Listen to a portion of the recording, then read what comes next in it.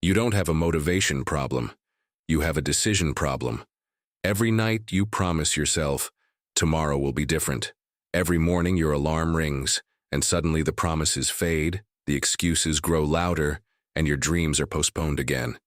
If you've ever hit snooze knowing you were delaying more than sleep, stay with me until the end of this story, because one simple lesson may permanently change how you approach discipline. Before we begin, subscribe to Inspirational Tales, because this channel is dedicated to stories that strengthen your mindset, sharpen your discipline, and remind you of the person you're capable of becoming. 30 years ago, in a quiet farming village surrounded by endless green rice fields and mist-covered mountains, there lived an 8-year-old boy named John. During the day, John was unstoppable. He ran, laughed, played, and burned with energy. But every morning before sunrise, he became someone else entirely. Every morning at exactly 5 a.m., his father shook him awake. "Time to work, son. The fields are waiting." John hated those words. He begged for 5 more minutes. He buried his face in the pillow. He argued, complained, sometimes even cried. But his father never negotiated. Rain or shine, cold or heat, storm or perfect skies. At 5 a.m., they went to the fields. John stumbled through darkness with sleep-heavy eyes, his small body resisting every step. Some mornings the rain fell so hard it blurred the world into gray streaks. Some mornings the cold bit through his clothes like ice. Some mornings exhaustion overwhelmed him. "Papa, why do we have to go when it's raining?" His father, bent over the rice plants, answered without emotion, "Because the rice doesn't care about the weather. But I'm tired, Papa. The rice doesn't care if you're tired. But it's cold. The rice doesn't care if you're cold." John believed his father was cruel. Other families slept in on stormy days. Other children rested when they felt tired. But John's father remained unwavering. For 10 years, the rule never changed. 5 a.m. meant work. When John turned 18, he left the village for the city. He carried dreams of education, success, and freedom. As the bus pulled away from the fields, he made himself a private promise. "I'll never wake up that early again." The city welcomed him with opportunity and distraction. University classes, new friends, late nights, independence. John imagined he would thrive. Instead, he drifted. He set goals he never kept. He planned routines he never followed. He promised discipline he never maintained. He slept through alarms. He delayed important work. He chased comfort instead of consistency. Years passed. John graduated, but barely. He launched 3 business ideas, abandoning each when difficulty arrived. He tried building better habits, quitting when enthusiasm faded. By 28, he was stuck in an entry-level job, living paycheck to paycheck, watching others build the lives he once imagined for himself. One Sunday morning, John woke at 11 a.m. Another wasted morning. Another broken promise. He sat on the edge of his bed, staring at unfinished projects and unpaid bills scattered across his apartment. Frustration tightened in his chest, and then, like a voice rising from memory, something his father used to say echoed through his mind. "The rice doesn't care about the weather." For the first time in a decade, John understood. His father was never teaching farming. He was teaching discipline. If you've ever had a realization that hit you like that, like this video, that small action helps this message reach someone standing at their own turning point. That night, John bought a train ticket home. He arrived just before dawn. The village looked smaller, quieter, unchanged. His father, now 58 years old, was already awake, preparing for the day. Still 5 a.m., still the fields. John stood in the doorway. "Papa, can I go to the fields with you?" His father studied him silently, then nodded. "Get your boots." They walked through darkness together, just as they had years before. A light rain fell. The air was cold. John's body, softened by years of comfort, protested every step. In the mud of the rice fields, his father knelt and began inspecting plants one by one.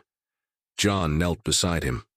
"Papa, why did you make me wake up so early every day?" His father continued working. "John, some days the weather is perfect. Sunny, warm, easy. On those days, everyone works. He pulled a weed from the soil. But most days are not perfect. Too cold, too wet, too hard. If I only worked on perfect days, our family would have starved. Then he finally looked at John. Success doesn't come from working when you feel like it. Success comes from working especially when you don't. John felt the truth strike deep. Motivation is weather, son. It changes every day.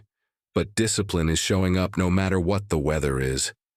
Tears mixed with rain on John's face. I forgot, Papa. His father's voice softened. Then remember now. It's not too late. That morning, John made a decision. For 90 days, he would wake at 5 a.m. No excuses, no negotiations. No matter the weather, the first morning was brutal. His body begged for sleep. His mind created convincing arguments. You're tired. Start tomorrow. One day won't matter. John remembered the fields. The rice doesn't care about the weather. He got up. Day 3, rain hammered the windows. He got up. Day 7, exhaustion clouded his thoughts. He got up. Day 12, Sunday morning comfort tempted him. He got up. Around week 3, something unexpected happened. The early mornings were still difficult, but John discovered 2 uninterrupted hours before the world woke up. No noise, no demands, no distractions, only possibility. He used that time to work on his 4th business idea, not with bursts of inspiration, with quiet daily consistency.